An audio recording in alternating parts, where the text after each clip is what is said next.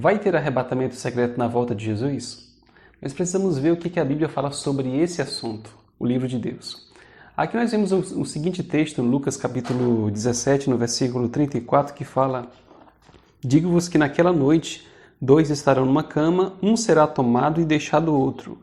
2 mulheres estarão juntas moendo, uma será tomada e deixada outra.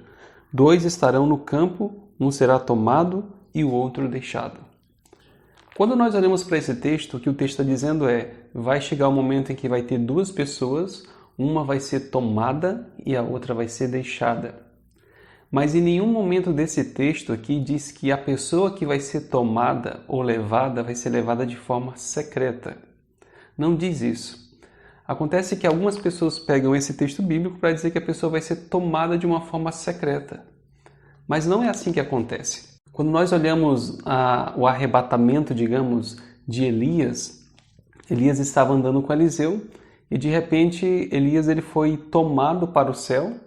Um foi tomado, Elias, e Eliseu foi deixado. Eliseu chegou a ver Elias sendo elevado aos céus. Quando Jesus teve o momento da sua ascensão, subiu ao céu, ele se despediu dos discípulos e os discípulos viram ele subir ao céu. Então Jesus foi tomado e os discípulos foram deixados. Acontece que muitas pessoas pegam alguns textos bíblicos e interpretam de uma forma como se fosse algo secreto, algo que vai ser somente para algumas pessoas que vão perceber isso. Na volta de Jesus, o maior número de pessoas vai se concentrar no evento da volta de Jesus. Nós podemos confirmar isso aqui em outros textos bíblicos. Por exemplo, Paulo escrevendo ali aos Tessalonicenses, em 1 Tessalonicenses capítulo 4, no versículo 15 ao 17, ele escreveu falando desse momento da volta de Jesus, falando assim: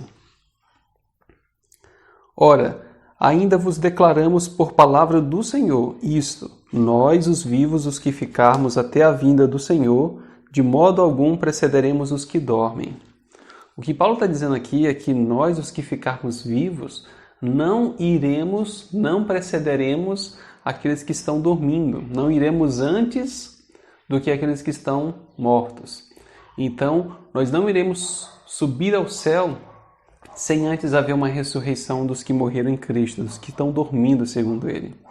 E o verso 16 diz, Porquanto o Senhor mesmo, dada a sua palavra de ordem, ouvida a voz do arcanjo e ressoada a trombeta de Deus, descerá dos céus e os mortos em Cristo ressuscitarão primeiro. Esse aqui é o evento da volta de Jesus. Vai ser ouvida a voz do arcanjo, ressoada a trombeta de Deus, ele vai descer dos céus e os mortos em Cristo vão ressuscitar. E aqui diz no verso 17, Depois nós, os vivos, os que ficarmos, seremos arrebatados juntamente com eles, entre nuvens para o encontro do Senhor nos ares, e assim estaremos para sempre com o Senhor.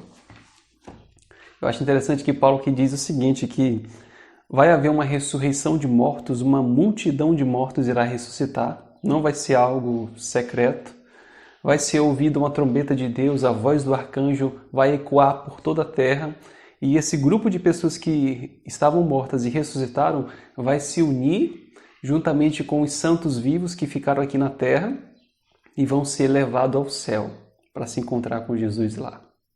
Aqui diz que no versículo, se você se atentar no versículo 16, diz que o Senhor descerá dos céus.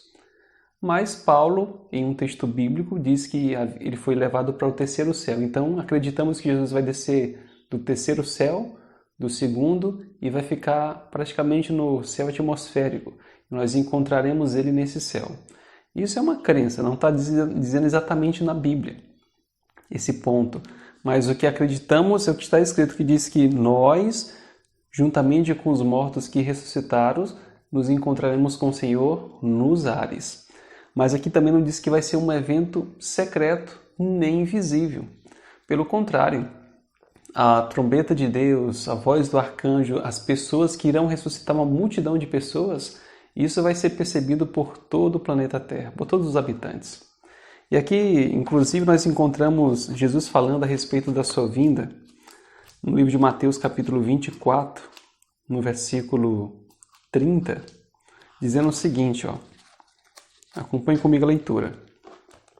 Então aparecerá no céu o sinal do Filho do Homem, todos os povos da terra se lamentarão e verão o Filho do Homem vindo sobre as nuvens do céu com poder e muita glória. E ele enviará os seus anjos com grande clangor de trombeta, os quais reunirão os seus escolhidos dos 4 ventos, de uma a outra extremidade dos céus. Então, o que está dizendo aqui o seguinte é que todos os povos verão Jesus vindo no céu com poder e muita glória, e que os anjos reunirão todos os seus escolhidos. Serão os anjos que vão levar essas pessoas para perto de Jesus.